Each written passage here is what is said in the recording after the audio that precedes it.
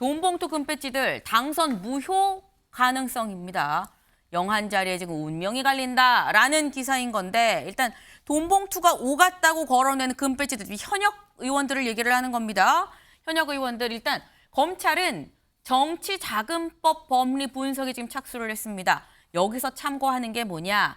한나라당의 돈봉투 사건 저희 얘기 중에 많이 나오고 있죠. 2008년 박희태 당시 이 대표가 선출이 되면서 있었던 그때 그 한나라당 돈봉투 사건을 판례로 참고를 하는 건데 한나라당 돈봉투 사건 그때 그래서 박희태 당시 대표가 얼마가 나왔느냐. 최종 이 대법원까지 징역 8개월의 집행유예 2년이 나왔습니다. 네. 일단 공직선거법은 뭐 징역형은 물론이고요. 벌금 100만 원 이상만 받으면 무조건 당선이 무효가 됩니다. 벌금 100만 원만 넘어도 당선이 무효가 되는데 박희태 당시 대표 때는 뭐 집행유예까지 나왔어요. 그럼 다른 의원들 지금 얘기가 나오고 있는 의원들 뭐 송영길 전 대표도 있고 윤관석, 이성만 의원 그리고 그 외에 많게는 당내 20명까지 된다는 사람들 당선이 무효될 수도 있다. 그런데 총선이 얼마 안 남았죠. 총선이 얼마 안 남았기 때문에 총선 때까지 뭐 1심 결과가 나오겠느냐라고 할 수도 있습니다. 하지만 이상식 실장님, 네.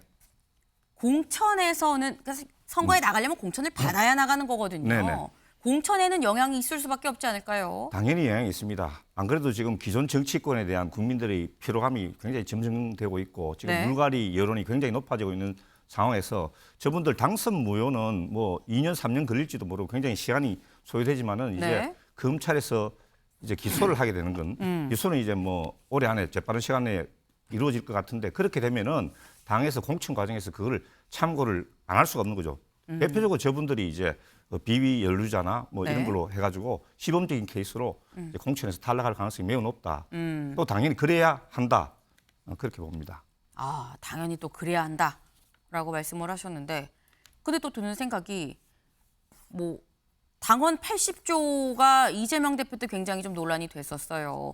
기소가 되면은 기소를 이게 정치적인 이유로 된 거는 사실 또 제외를 해야 된다라는 게 당원 80조거든요. 네. 그것도 어떻게? 제가 조금 전에 말씀드렸다시피 이재명 대표에 대한 검찰의 수사는 네. 선택적 정의이고 또 야당 탄압이고 정치 보복이라는 인식이 지금 광범위하게 우리 민주당 진영 내에 공유되고 있기 때문에 네. 그랬지만은 이거는 지금 우리 민주당 내부의 전당대회를 둘러싼 여러 가지 뭐 부패나 또는 이제 돈 봉투 살포기 때문에 실적으로 다른 것이고 이것을 우리가 정치 보복이라고 주장할 근거가 굉장히 약하다 이렇게 봅니다.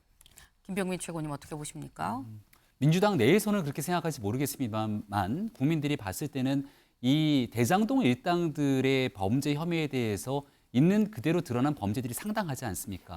또 유동규 전 본부장이 낱낱이 얘기하고 있는 과정 속에서 이재명 대표 본인뿐 아니라 주변의 측근들이 굉장히 많이 줄줄이 구속됐던 상황이죠. 네. 최소한 민주연구원의 부원장을 지냈던 김용 부원장, 정진상 실장처럼 당에 몸을 담았던 인사들에 대해서는 당의 윤리심판원이 어떤 정도의 조치를 취했는가를 들어본 적이 없습니다.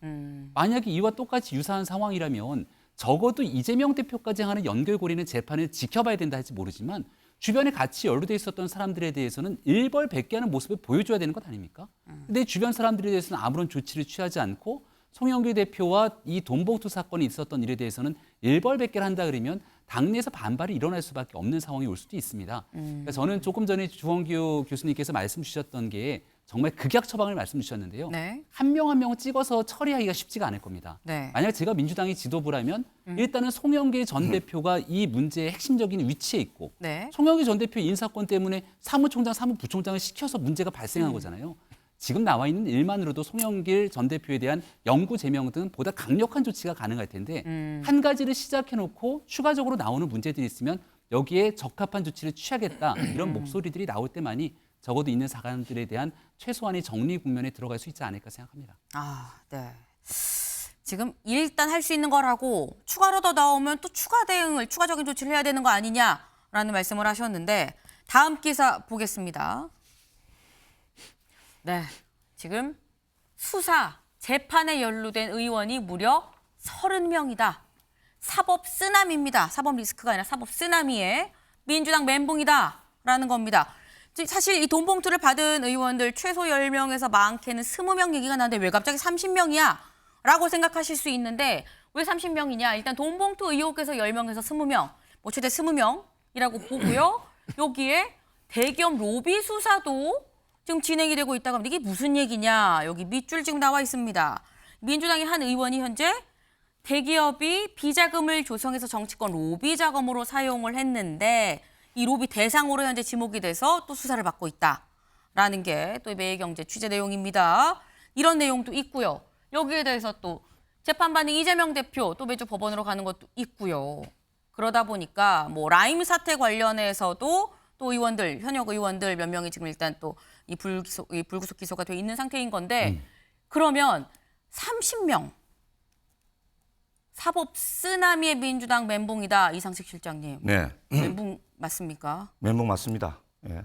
30명 뭐 지금 이름이 돌아다니는 것도 있습니다. 그래서 뭐 몇 명이 될지는 모르지만 저는 이 대목에서 이제 강조하고 싶은 것이 우리 민주당이 이런 네. 위기, 이런 종류의 위기에 대응할 수 있는 당의 기구가 발전되지 못했다. 임병민 최고께서 말씀하셨는데 네. 이제 민주적인 조직일수록 투명성을 강조하고 감사, 감찰 기구 이런 게 이제 발달이 되어 있습니다. 그런데 저는 아쉽게도 민주당의 윤리심판이라는 조직이 제대로 작동하는지 심히 의문이다. 그래서 지금 이럴 경우에도 검찰이 수사에만 맡길 것이 아니고 네. 지금 연루된 저런 부분 또 명단이 떠돌아다니는 저런 부분 또 뭐 전수조사를 하든지 어떻든 간에 네. 저런 종류의 리스크에 대응할 수 있는 당의 전담 기구가 있어야 되고 그게 평소에도 활발히 작동을 해야 되는데 그게 지금 거의 없었거든요.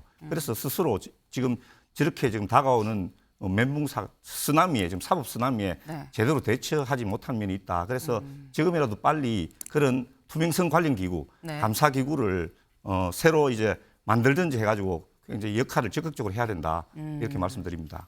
감사 기구를 만들어서 적극적으로 역할을 하면 지금의 이 분위기를 좀 전환시킬 수 있다고 보십니까?